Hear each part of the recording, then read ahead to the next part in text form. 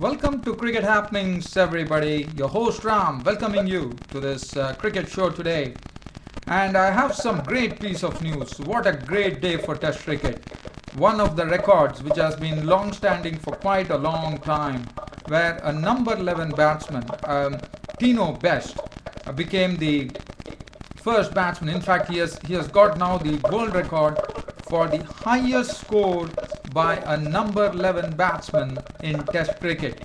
He displaced Zahir Khan of India, who had 75 to his name against Bangladesh.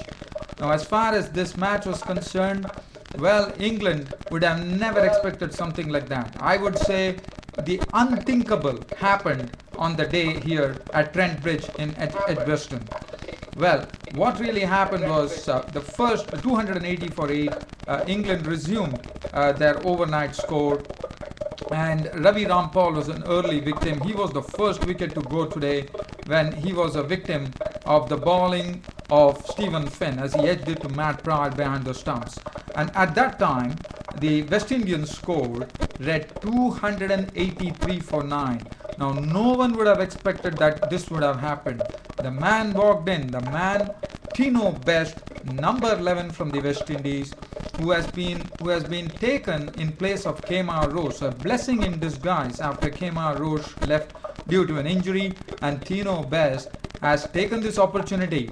What he did today, he combined with Dinesh Ramdin and carried the score along. Initially, there was a swishes and misses, and then finally, Tino Best was the one who was dominating. Dinesh Ramdin was playing second fiddle. His knock was a sort of a stability to the England batting. That's what he did, and he also did it splendidly. He went on to his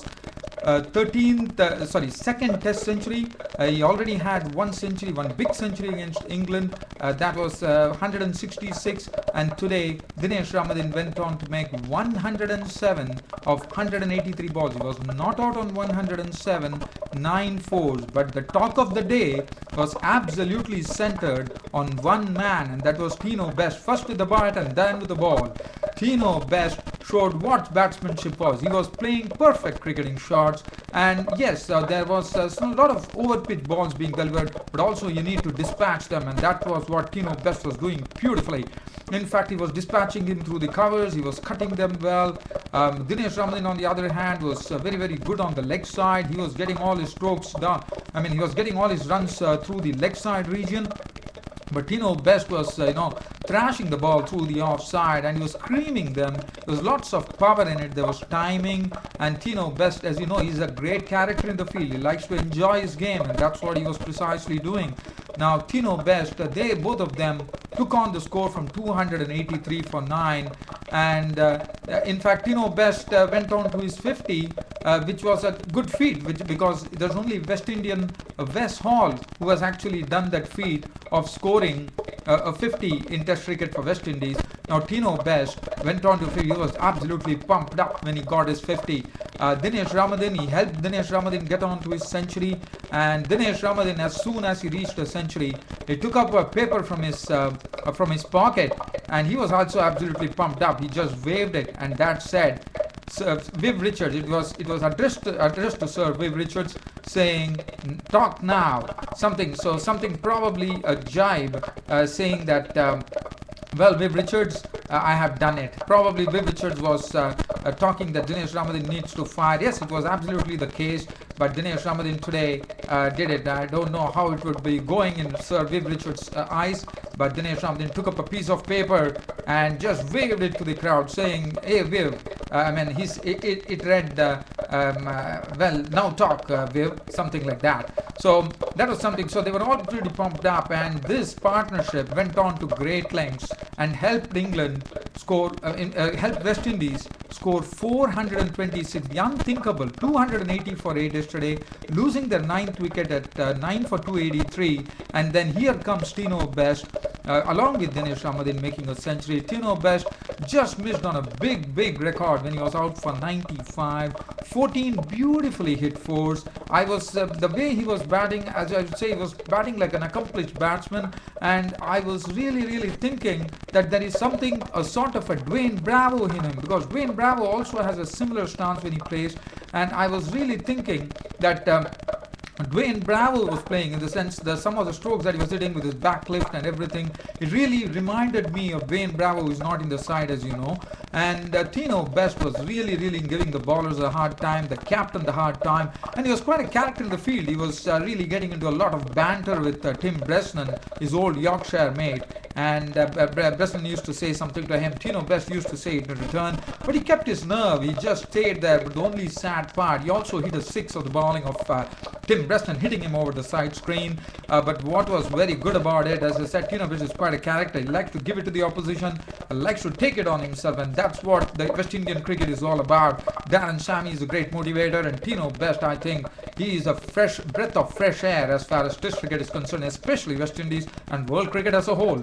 And Tino Best, this partnership went on to 143, just falling short by 8 runs to get to the world record of 151 runs by any person in Test cricket. 151 is the world record for a 10th wicket stand in Test cricket. Unfortunately, Tino Best was gone as Graham Onions was into the attack. There was a slower ball delivered. Tino Best tried to go for an agricultural slog, and Andrew Strauss made no mistake, and he was gone. But if Tino Best could have got a century today, he was absolutely crestfallen, and why not? He did all the hard work. Who would have expected from 283 for 9, West Indies would be 426 all out? And Tino Best, spare a thought for him, really. I feel very sorry for him. He richly deserved a century for the way he batted. He said perfect cricketing strokes, and one would have thought that Tino Best would have gone for a century, and West Indies would have held the proud record of being the only number 11 batsman in world cricket to hit a century in Test cricket. Really spare a thought for Tino Best.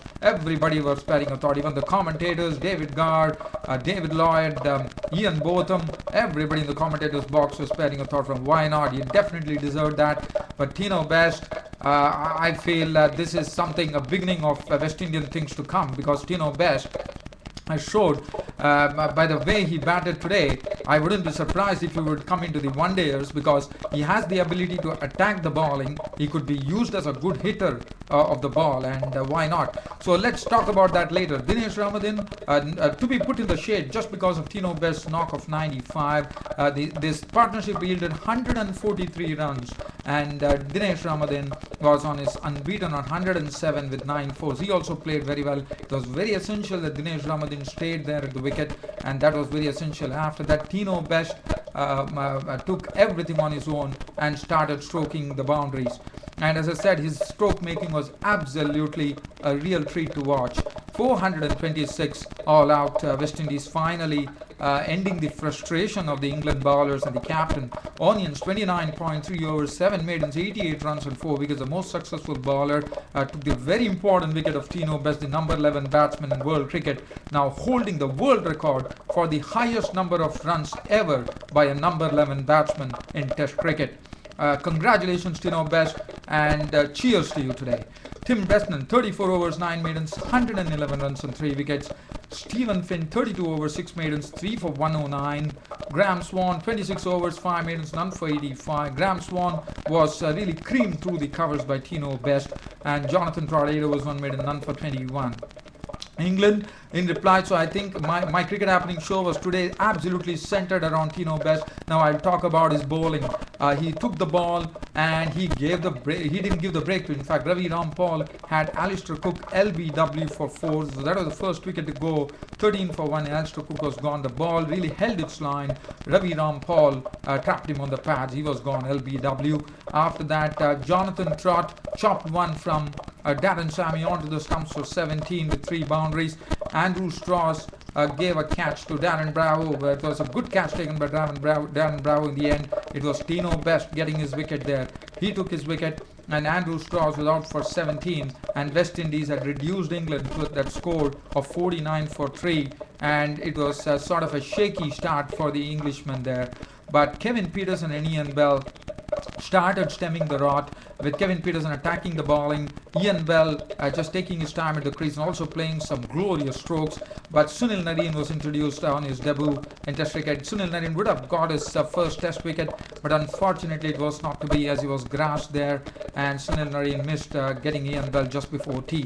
But Sunil Narine today was dealt with very well. He definitely bowled all those deliveries. but he was a bit costly, I would say. He was the surprise bowler, but I thought Kevin Peterson, Ian Bell really negotiated Sunil Narine very well. Probably they have looked at the videos and they did their job very well. And then it was Kevin Peterson and Ian Bell actually lending some stability to the proceedings as far as the English innings was concerned, putting on a partnership of probably 135, 136 runs at the score of 186. The wicket to go was Kevin Peterson. After playing some very good strokes and also hitting a six, was caught by Darren Sammy of Marlon Samuels for 78. It was a very, very tame dismissal, I would say. But Ian Bell stayed on. But Jonathan Bairstow was clean bowled by Tino Best. Tino Best was bowling with lots of pace. One could know what motivation can do when you actually have a score of 95, holding the world record in Test cricket for a number 11 batsman. You know how Tino Best could be pumped up. Yeah, and he was a real character. It was really fun to see Tino Best coming with all guns booming, and he really hit Jonathan Bairstow with raw pace. Well, Kemar Roche was not there, but Tino Best was there to disturb the furniture of Jonathan Bairstow today. He was clean bowled for 18 with 3 boundaries. Stephen Finn was sent as the night watchman. He survived 20 deliveries to be not out towards the close of play on the fourth day, with lots of interruptions for rain and bad light. Ian Bell was really looking like a rock there, batting on 76 with 10 fours. He was unbeaten there, and England finished the day at the 4th day's play at 221 for 5. Another 205 runs still to get, and well, the match definitely looks like a absolutely mere formality. Is going to be a draw, no doubt about it. Tomorrow is the final day of the match. As far as the bowling figures, Tino Best, not only with the bat, also with the ball. 12 overs, 2 maidens, with bowling with raw pace, and also really bowling superbly. 2 for 37 his figures. Ravi Rampal bowled excellently. 14 overs, 1 maiden, 1 for 55, providing the breakthrough for West Indies. Darren Sammy, 8 overs, 1 maiden, 1 for 22, picked up the very vital wicket, I would say, of Andrew Strauss. Sunil Narine, wicketless, none for 70. Marlon Samuels picked up Kevin Peterson, 1 for 29. So that is as far as this particular match is concerned. As I said, it's a mere formality, but this day will be remembered. The day will be remembered for Tino Best of West Indies, the number 11 batsman in world cricket, holding the world record now for the highest runs scored. As I said, I really feel sorry and sad for Tino Best, the West Indian character. Absolutely chirpy, cherubic. He has been absolutely pumped up. We need characters like this in world cricket. And Tino Best, well, it just feels sorry for him that he couldn't get on to a century. And you know what a record it would have been in the annals of Test cricket. A number 11 batsman has never made a century. I really wished and prayed that probably Tino Best could have got to a century, but well, it was not. But as I said, this day, this Cricket Happening show belonged to Tino Best.